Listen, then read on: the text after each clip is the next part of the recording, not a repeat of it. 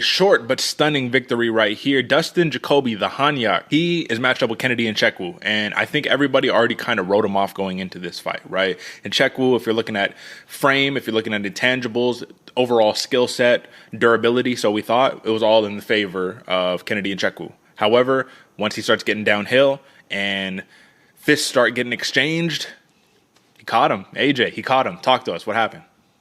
Woo, Derek, we say it all the time. Speed beats power, precision beats speed, and it looked like Jacoby had all of them, brother.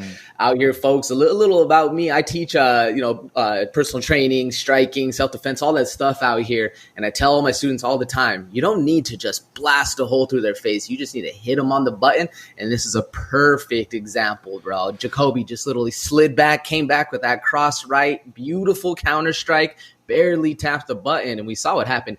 Derek, do you think it was just a tad bit of a short stoppage, of a quick stoppage? Because don't get me wrong, if it would have happened maybe a half second sooner, I was like, all right, Nzechukwu's out. But the way it kind of took a little bit longer, it looked like Kennedy was kind of getting back into the mix. Don't get me wrong, I don't want to take anything away from Jacoby, but I do think there might have been a little more meat to these bones. One, what do you think about the knockout? And two, do you think it was a short stop? First part for the knockout, I felt that everything you said was pretty much on point. The only thing that I'm just a little disappointed on is when you're in there and you're exchanging, you have to bring your hand back to your chin. You just got to. You can't leave your arms out there while you're throwing and mix them up combos, because he caught him perfect. It looked like one of those that did not. It wasn't a big load up. It was just down the pipe, caught him, and it snapped his head. That's what happens, right? Is that the brain, it's the button, right?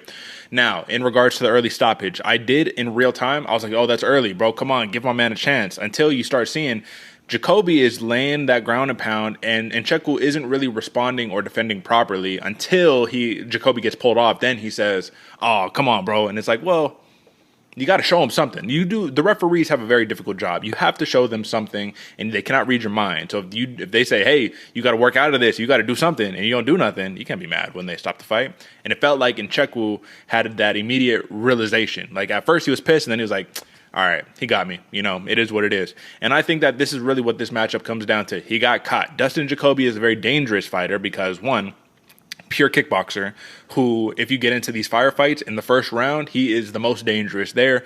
You drag him out, which is what I kind of thought this fight was going to end up. That's when people start having success. So that is my take on the situation. Fantastic victory by Dustin Jacoby. There's nothing that you can say other than sometimes you get caught, and it is what it is, right? That's what it is, brother. Every puncher has a chance. And like you said, Jacoby is dangerous in that first round.